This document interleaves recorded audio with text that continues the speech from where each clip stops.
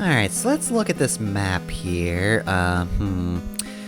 Well, we could go south, and that goes a long way around, but if we go north, this just heads right to Castlevania. I mean, why wouldn't we go this way? So, Stage 2 is actually optional. This is the clock tower of the game, which, if you're familiar with Castlevania, might be a little intimidating. And this is certainly harder than Stage 1, but not as bad as other clock towers in Castlevania games. I should also note that apparently the name of this place is the Clock Tower of Untimely Death, which, good joke there. I don't know where the names of certain areas originate from, but they are consistent across walkthroughs and wikis, so I'm going to trust that these are the canonical names, at least in the localization. I mean, it should really be the name, it's very good. Anyway, we got the Stopwatch Sub Weapon, and lost the Stopwatch Sub Weapon, but the stopwatch does stop time, which makes it pretty useful against enemies, at least. That being said, it takes a lot of hearts, so it's not really one you can spam. It is mostly useful, though. If you stop time with an enemy, like, above a staircase, where you can't really get past them, yeah, you can kind of screw yourself over like that, where you'll either have wasted the stopwatch, or you'll just have to take a hit going up the stairs. But anyway, yeah, this stage does have the usual hallmarks of a tough clock tower, including pendulums. This one is over a death pit. You die if you fuck up, simple as that. And of course gears, which people also don't like and make platforming difficult, but they're less deadly here than they typically are, so this isn't the worst stage 2. Though if you really have trouble with this, you can skip it, but you'll also be missing on something that you might find pretty useful. That's right, the power of friendship. So anyway, while we're making our way through this clock tower, I should mention, where does Castlevania 3 fit in historically? Well, out of all Castlevania games, this one's probably the most canon, I guess you could say, in that.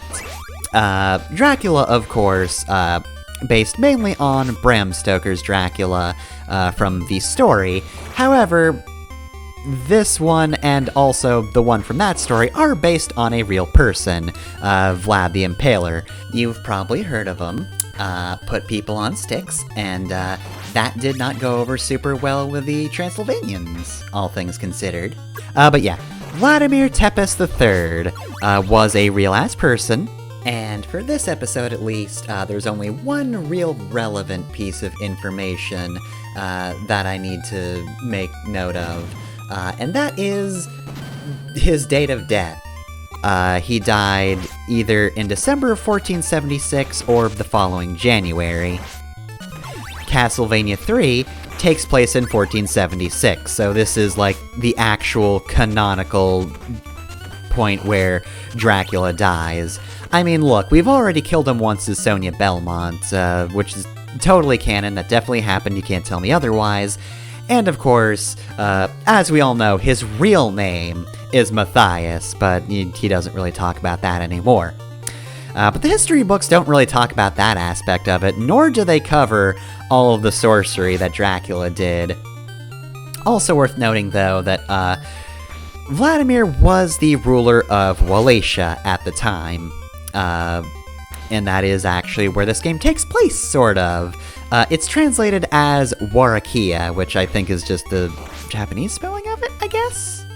Regardless, it is spelled a little different than what you're used to, but yeah, it is supposed to take place in Wallachia, not Transylvania.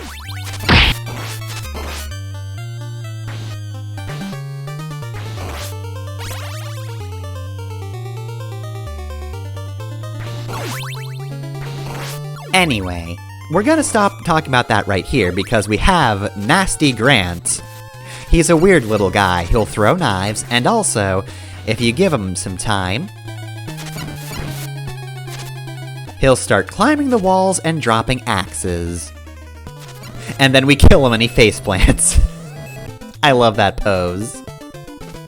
Alright, so we did it. We killed Nasty Grant. That's that guy out of the way. So the stage is done, right? But what's this? 'Twas a man all along. So yes, it was not, in fact, Nasty Grant. Instead, he was Grant DaNasty, who was turned into a ghost. My family was killed by Dracula. I didn't like that. So, Castlevania 3 actually has partner characters. Also, I love this. I can help you a lot because I'm very fast. Succinct and to the point. He is fast in both speed and in speech, but enough about that because the clock tower's collapsing. Oh no! So the bridge to Castlevania collapses. Yeah, we can't get there that easily. So now we actually have to escape the clock tower. So we're gonna see how Grant is as we make our escape because, hey, if we have to get out fast, then we should play as the fast character. So Grant can climb the walls, which is his huge claim to fame. I feel like you should have mentioned that. I don't think that has to do with his speed, but hey, it's very helpful. The trade-off is, however, he's very bad at attacking. All he has is a dagger, which is very short-ranged, making him not exactly ideal for fighting most things. He can pick up the axe sub weapon, which, as indicated by the fight against his monster form, he can actually drop those from the ceiling. He also gets the knife sub weapon, which, in the original Japanese version, was just as attack. That's right, the US version actually makes Grant worse because he used to have a throwing weapon by default. Here, though, no, he gets this tiny, shitty little dagger, so, yeah. That being said, while he is a little frustrating when you have to try to stab things and is certainly not ideal for bosses, his ability to climb does very much break a lot of stages, provided you're careful. If I had fallen right there, I would have died. This is, of course, Castlevania, and in the old Castlevanias, not the Metroidvanias, if you fall through a screen transition without taking a ladder or stairs, you do die, because I guess you just break your legs or something, so never assume that you can just go straight down. It will probably kill you. Always safely take the stairs, or Dracula's gonna be cleaning you off his property after you just splatter yourself on the ground. You'd think that wouldn't be a problem Grant would have. He has very strong legs, I assume. I mean, he is very fast. But yeah, that being said, Clock Tower is a lot easier to take going down than coming up, provided you do know ahead of time that screen transitions will kill you, but otherwise, if you know where the ground is, you can just fall on top of it. It is much easier like that. That being said, you do have to watch out for Medusa heads, because no matter what direction you're going, they are very annoying.